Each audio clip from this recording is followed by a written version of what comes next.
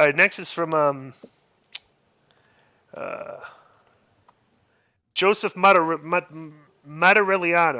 Somebody's mailbag. The What's up, Paisan. K100? What's up, K100 crew? Larry Dallas has lost his Knicks. Larry Dallas has lost his Knicks fan card. He bailed on Game 1 versus Miami in the fourth quarter. Embarrassing.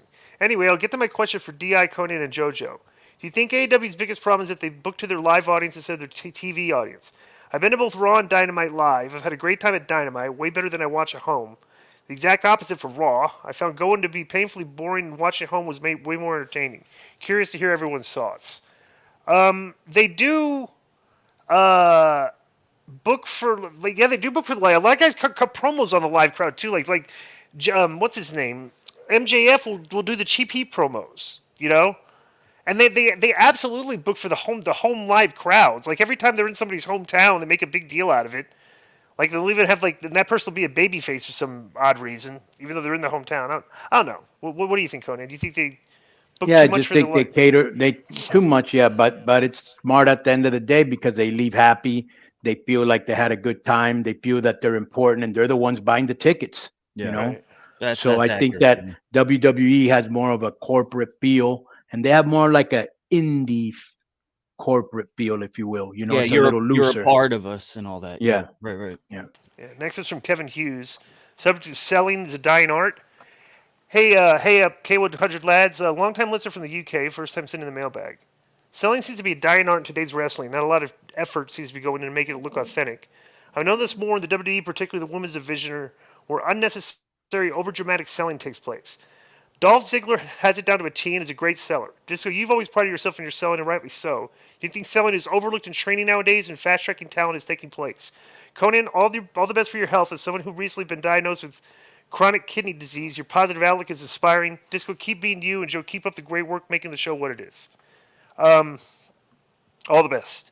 Kev Hughesy. Well, this Kev, guy's last name is Hughes, and he's from the UK. Do you think he's perhaps in the Hughesy family, maybe a cousin or something? it might be. Dirty dog. It might be. So I will say this. We speak about this all the time. There's a lack of detail given to selling. Like a lot of these people, you kick them in the head and they don't even acknowledge that they've been hit. They like stagger, I mean, bro, like selling is like trying to tell the fans that it hurts, and like you do that by like showing pain and agony, which a lot of these guys just never really do. So you got any comment on this, Conan? Yeah, no, I agree with all of that. I remember when I first, like now, a lot of people sell like I used to sell. When I came from Mexico, I always used to like die. And then when I came Right, here, they were like, you can't die complete. You got to show some life. And it right, does make a difference. right, So a lot of people, just like you said, they get hit somewhere. They don't even touch it to let everybody know that, you know, it's an emotional thing. And most people just want to know how to do you know, uh, a spot before selling, which is so way more important. right. Next was some Jessia Dado. Subject is Goldberg streak versus Undertaker streak. So Josh from Pasadena, looking back on how both Undertaker and Goldberg streaks were both ended for well-established stars, when at the end of the day they did not need to win those matches. Nash and Brock were superstars at both points in their careers, and it's sad neither one of those matches were used to put over younger and upcoming talent. Looking back at both rosters, who would you have picked to end either one of those streaks? Um, uh, Brock. Yeah.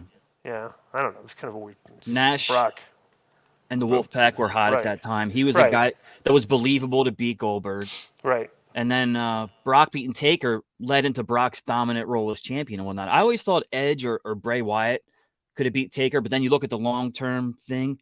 Edge was out of the ring for, 7-8 years. Bray's had his problems. So I think at this point, Brock was the right pick. Yeah. Next is from Jessia Dido.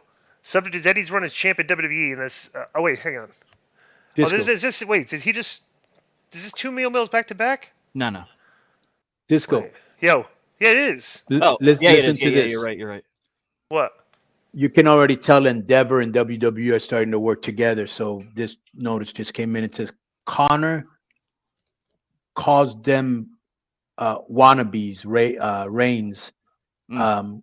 Reigns and Heyman calls them wannabes on Twitter. Will suplex Paul Heyman on site. So that's already started. Right.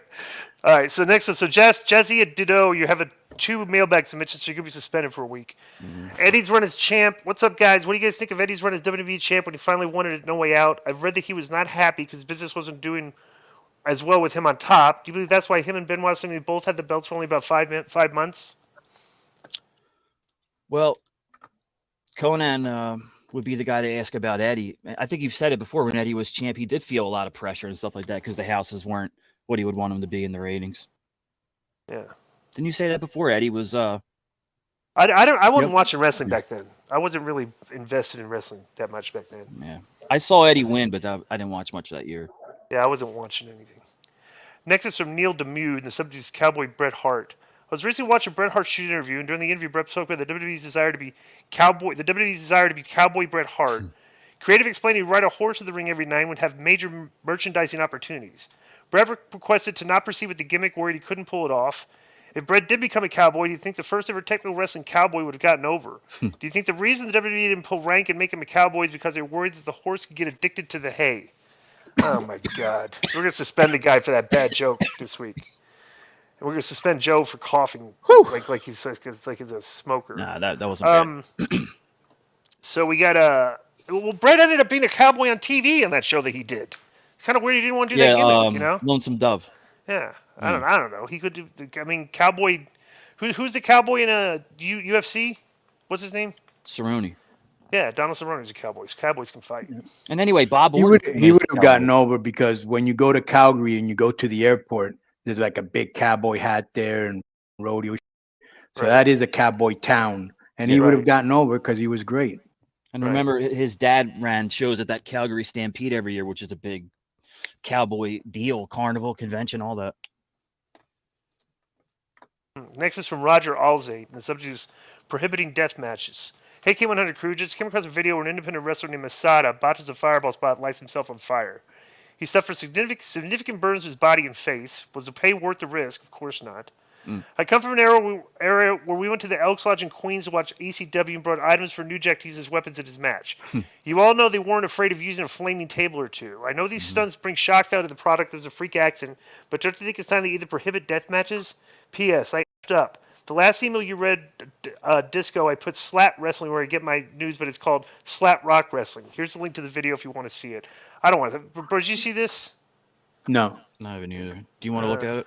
It's just a guy that says it's stupid. Just some do you know Masada, Conan? Yep. I think he's like Teddy's friend and stuff. Yeah. No, he wrestled in TJ. Oh, okay.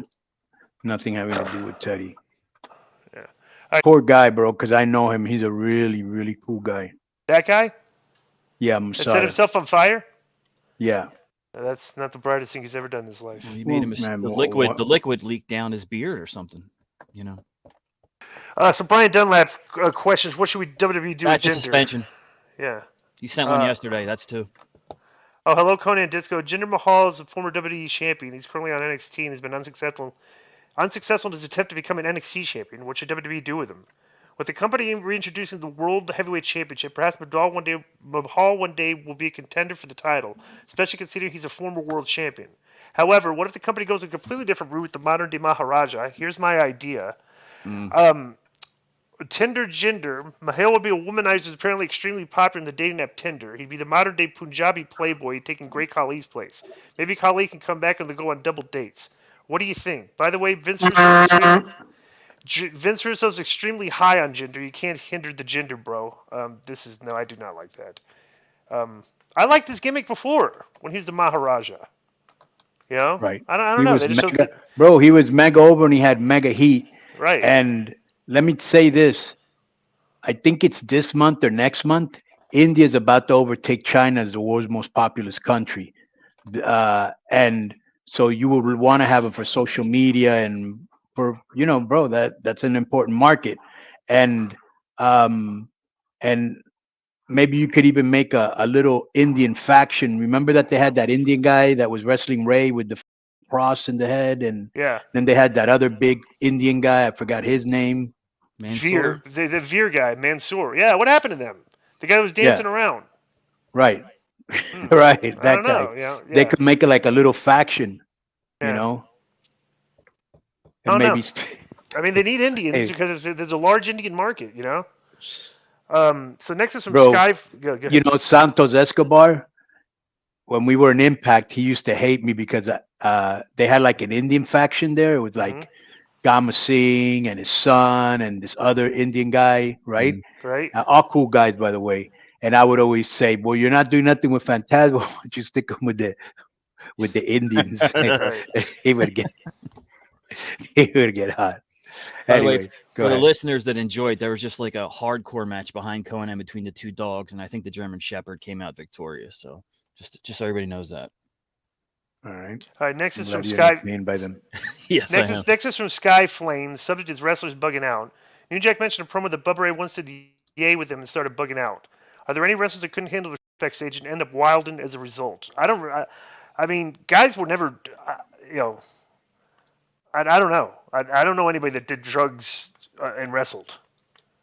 You know, I mean, Right. except for Ray. Backstage. Yeah, right. Yeah, I don't know. That's kind of a weird question.